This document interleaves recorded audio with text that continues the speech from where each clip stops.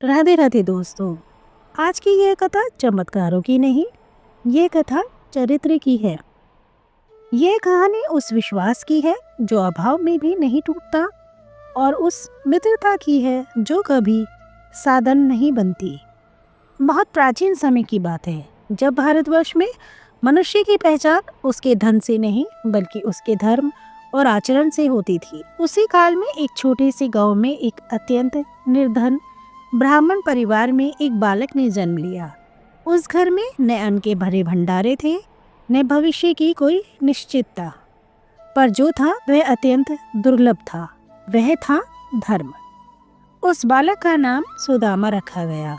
यह नाम उसके जीवन का सौभाग्य नहीं बल्कि उसकी परीक्षा बनकर आया, क्योंकि सुदामा के जीवन में सुख नहीं सहनशीलता आई, सुविधा नहीं साधना आई। सुदामा का बचपन अभावों में बीता। जब अन्य बच्चे उत्सवों में पकवान खाते, तब वह दूर खड़ा होकर केवल उनकी सुगंध से ही संतोष कर लेता। उसके शरीर पर वही एक पुराना, कई बार रफू किया हुआ वस्त्र होता, पर उसके मन में कभी ईर्ष्या नहीं जन्मी। उसने बहुत छोटी उम्र में ही यह सीख लिया था कि किसी के पास अधिक होना उसके पास कम होने का अपमान नहीं है। जब घर में भोजन नहीं होता, तब उनकी माँ उनसे कहती कि आज उपवास है, और सुदामा मुस्कुराकर उसे तपस्या मान लेते। भूख उसके लिए पीड़ा नहीं बनी, वह साधना बन गई। गरीबी ने उन्हें नहीं तोड़ा बल्कि भीतर से दृढ़ किया। जब सुदामा बड़े हुए तो गांव के विद्वानों ने उनकी प्रतिभा पहचानी और उन्हें गुरुकुल भेजा गया। वहीं संदीपनी ऋषि के आश्रम में एक और बालक आया, जिसकी मुस्कान में करुणा थी, जिसकी आंखों में गहराई थी। वह बालक था श्री कृष्ण। पहली भेंट में कोई परिचय नहीं हुआ, न नाम पूछा गया, न कुल। बस दृष्टि मिली और जैसे दो आत्माएं एक दूसरे को पहचान गई। यहीं से एक ऐसी मित्रता का जन्म हुआ जो न समानता पर टिकी थी, न स्वार्थ पर बल्कि सहजता पर। आश्रम का जीवन कठोर था। लकड़ी लाना, जल भरना, गुरु की सेवा, शास्त्रों का अध्ययन सब समान था। यदि भोजन कम होता तो दोनों साथ भूखे रहते, यदि श्रम अधिक होता तो दोनों साथ थकते। श्री कृष्ण कभी यह नहीं जताते थे कि वे विशेष हैं, और सुदामा कभी यह नहीं सोचते थे कि वे किसी ईश्वर के साथ हैं। यही उस मित्रता की पवित्रता थी। समय बीता, शिक्षा पूर्ण हुई, गुरु दक्षिणा की परीक्षा आई, कठिन मार्ग आए, पर दोनों ने बिना प्रश्न किए सब स्वीकार किया। अंततः विदाई का समय आया। कोई वचन नहीं हुआ, बस मौन में यह स्वीकार हुआ कि मार्ग अलग हो सकते हैं पर संबंध नहीं टूटते। आश्रम के बाद सुदामा ने गृहस्थ जीवन अपनाया। विवाह हुआ पर वैभव नहीं आया। घर मिट्टी और फूस का था, छत टपकती थी। कई रातें बिना अन्न के बीती, बच्चे भूखे सोते। सुदामा ने कभी ईश्वर से धन नहीं मांगा, उन्होंने केवल यह मांगा कि वे धर्म से कभी विचलित ना हो।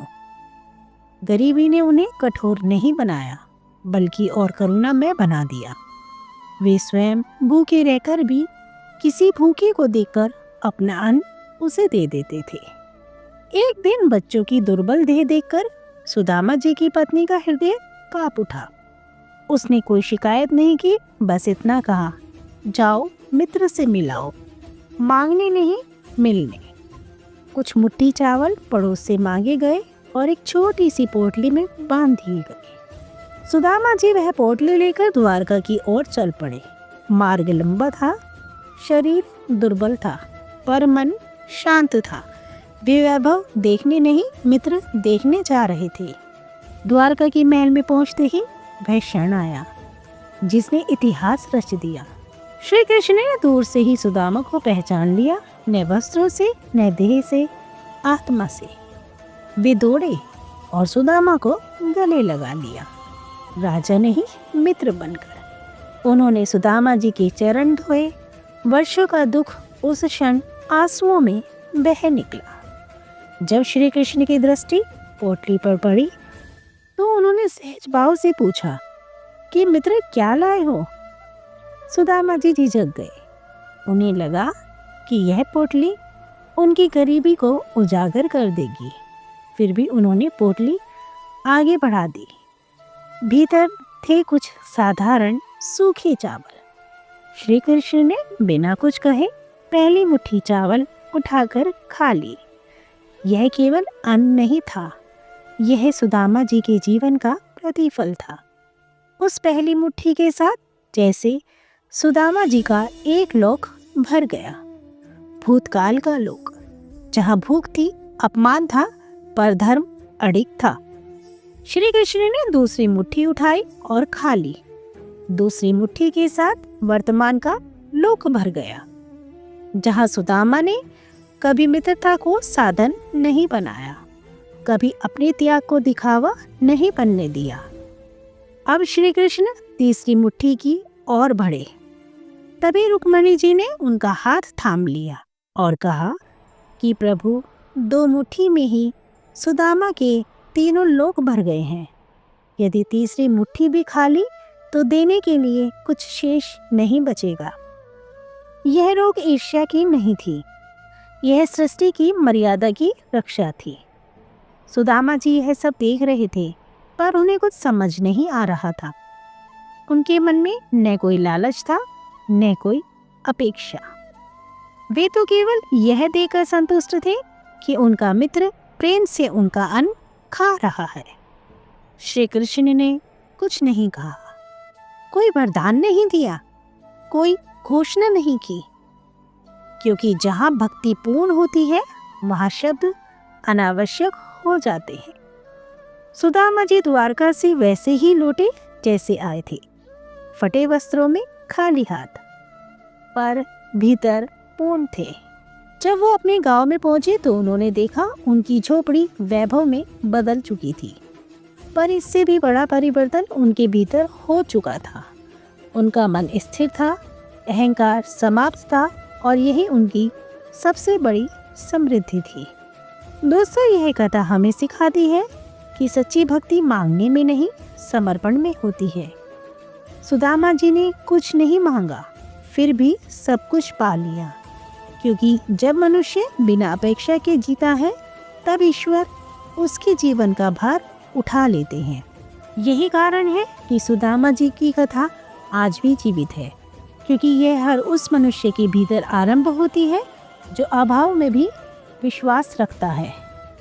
दोस्तों, यह कथा यही समाप्त नहीं होती, क्योंकि सुदामा जी कोई बीते युग का पात्र नहीं है।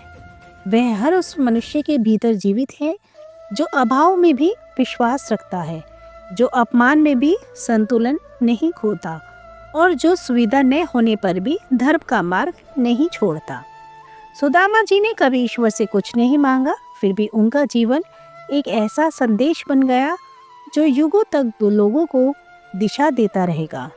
दोस्तों, यह कथा हमें सिखाती है कि सच्ची भक्ति शब्दों में नहीं, उस मौन विश्वास में होती है जो कठिन परिस्थितियों में भी नहीं टूटता। यदि यह कथा आपके हृदय को स्पर्श कर गई हो, यदि इसने आपको अपने जीवन की किसी सच्चाई से मिलाया हो, तो इसे केवल यहीं तक सीमित मत रखिए। इस वीडियो को लाइक कीजिए और अपने विचार कमेंट बॉक्स में ज़रूर लिखिए, और इसे उन लोगों तक ज़रूर पहुंचाइए जिन्हें आज भी यह समझने की आवश्यकता है कि धन से बड़ा चरित्र होता है और परिस्थितियों से बड़ा धैर्य है। तो दोस्तों, चलिए मिलते हैं नेक्स्ट वीडियो के साथ। तब तक के लिए जय श्री कृष्ण।